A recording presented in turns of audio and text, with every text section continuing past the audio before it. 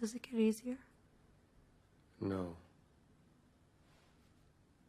Yes. It gets easier. Oh, yeah? Look at you. Thanks. The more you know who you are and what you want, the less you let things upset you. Yeah. Have you ever seen a movie that changed your life? Kind of like how Mary Poppins made you believe in magic when you were a kid?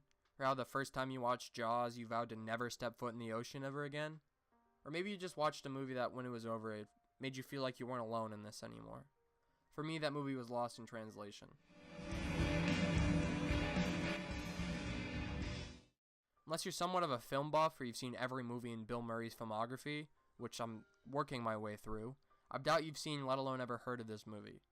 It's directed by Sofia Coppola, daughter of the famed director Francis Ford, whom some of you may or may not know as The Godfather, because he directed The Godfather. The movie came out in early 2003, but I really didn't stumble across it until a few years ago during a somewhat dark period of my life. And this movie affected me in a way that many movies really don't do. Did I cry at the end? Maybe. And I feel like many of this movie's themes, scenes, and just general atmosphere kind of felt like a symbolic and metaphorical representation of depression and really what I was going through at the time. This film focuses on two main characters, Bob and Charlotte. They're at very different stages of their lives, but are struggling with a very similar problem. Charlotte, who's fresh out of college and young and spry and recently married to a man that as of late she's felt no real connection with.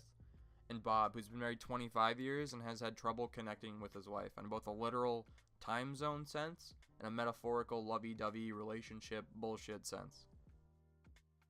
The first thing I really noticed about this movie when I watched it was just the general disconnect and the isolation that the main characters have from the rest of the film. This can be seen between Bob and his wife when they just frequently fax and talk to each other on the phone, but it's not ever of anything of real importance or value.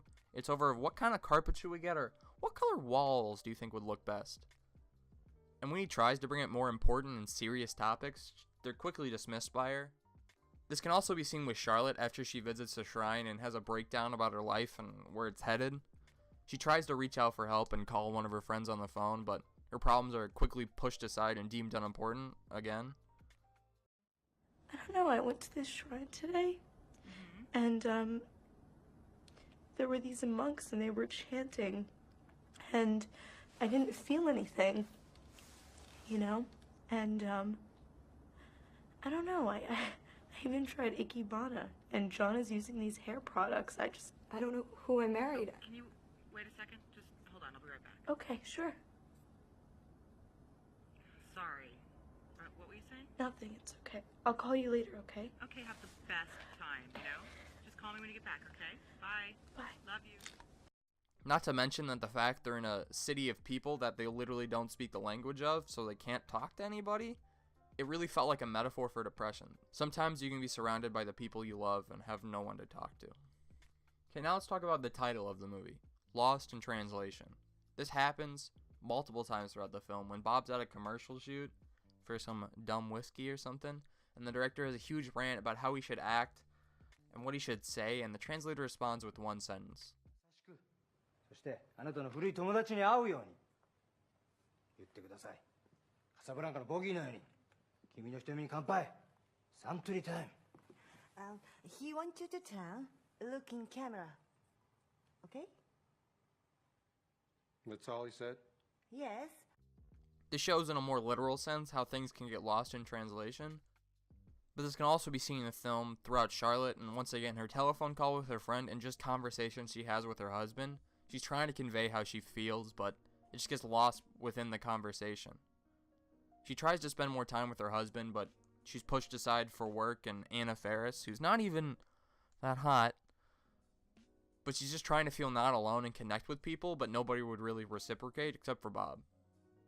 This can be seen with Bob and his wife, as they never really actually have a conversation in the movie, and the love's just gone and they more or less just go through the motions, which is something a lot of people can relate to and is a big thing that happens when you're depressed.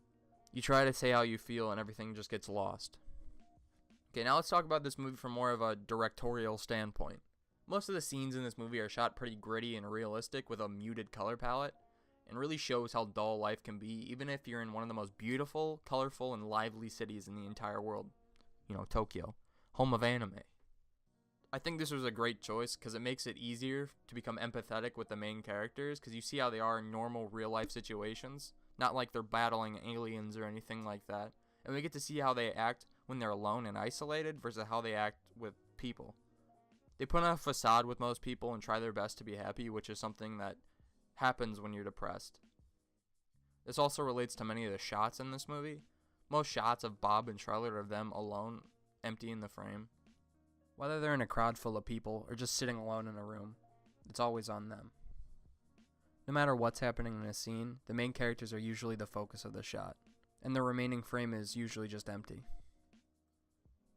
I think this does a really good job of kind of describing how depression feels like. You're often empty inside and feeling alone in this world, which is something that I know all too well, and maybe some of you do too.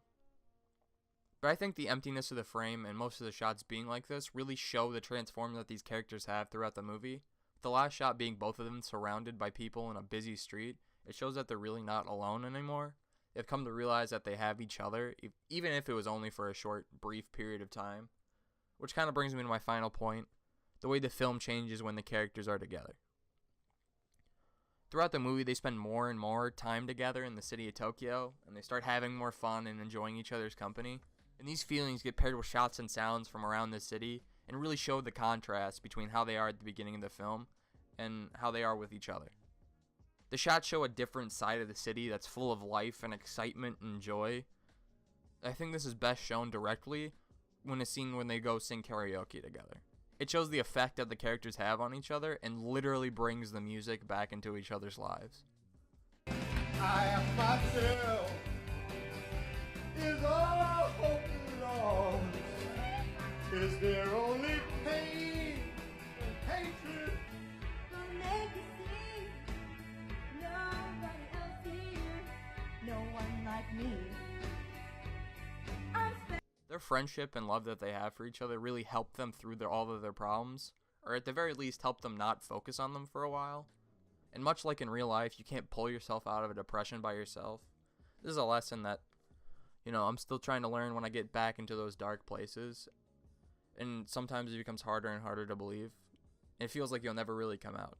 But as Lost in Translation illustrates, you never know what's right around the corner. You never know what happens next. So you just have to keep going.